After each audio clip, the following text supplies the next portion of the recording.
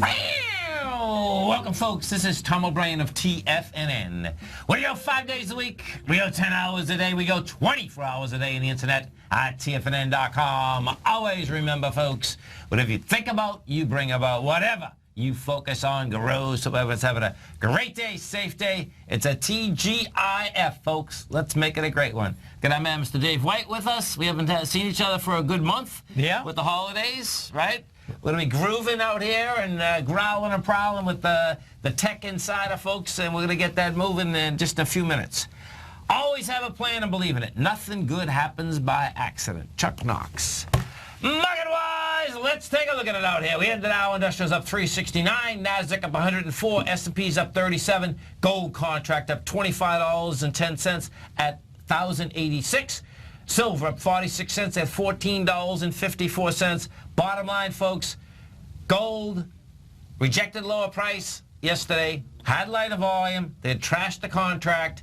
The XAU, the HUI, had been going higher as the contract was going lower. Bottom line, takes off topside today, wide price spread, accelerated volume. We're at 1086, bottom line. October 15th swing points a game, as well as the May high swing points. Gold's off that bottom, and it wants higher price. Platinum up 33 bucks at $8.80 an ounce. You got copper up 2 pennies at $2.07 a pound. Light sweet crude, different ball game. Light sweet crude down $1, $40.10. It broke a B point of an ABC structure on the way down. 35 bucks is the number, but it's like, why stop at $35 when 32.80 is the high volume swing low from 2008? And we'll see whether basically it wants to get down there, but it looks like it's been building cause the last 3 days to get down there. Monster volume on the daily and on the weekly. Bonds. The bond market, folks, is just an amazing trip. So 10-year up 13.6, 125.30. 30-year up a point and 18 ticks, 153.23. With bonds that got smashed yesterday, you had the 30-year down 4 points at one point. But guess what? It didn't hit a swing point. So it's like it wasn't talking, walking, squawking. It had actually come down with lighter volume that went up. Bottom line, they take off topside again today. They still want higher price, lower yield.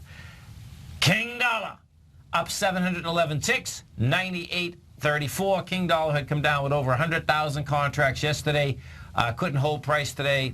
700 ticks look like a lot, but that's nothing compared to where it was. Bottom line, King dollar wants to run into 93, 95. You break that 93 and 85 is game, which is just going to be amazing. Euro down 64 at 108. The yen at 123.14.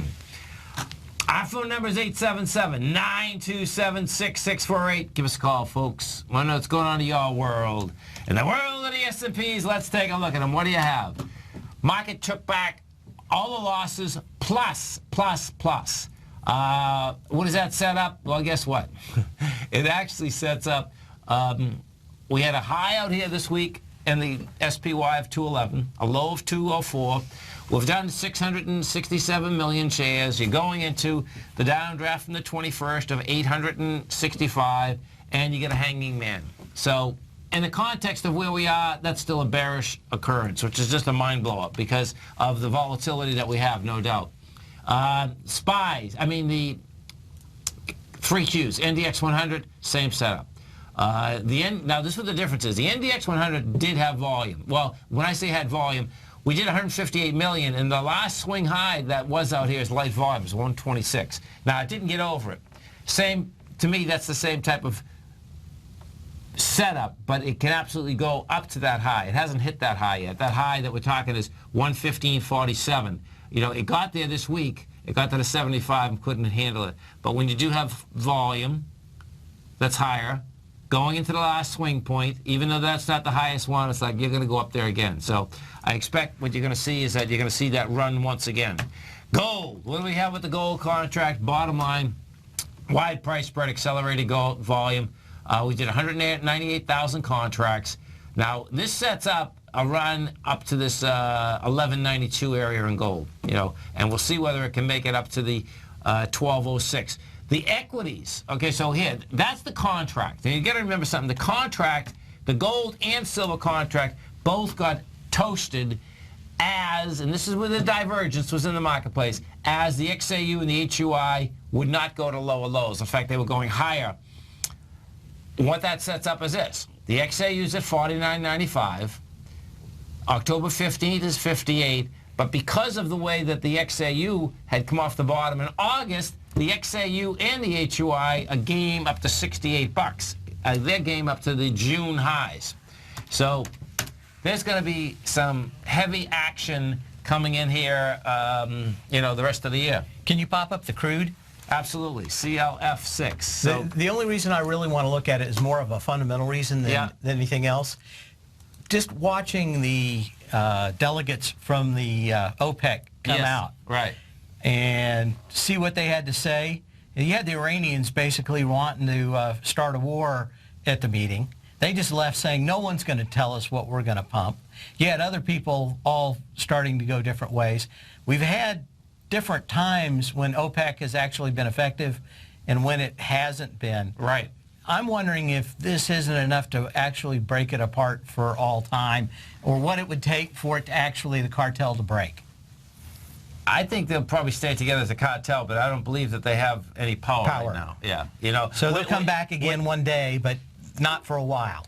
What you have, well, they might not come back at all because, just because you're there for so long doesn't mean you can come back. I mean, between fracking, fracking is a big number, man. Now, what also does happen, okay, folks, is that they will frack over there, too.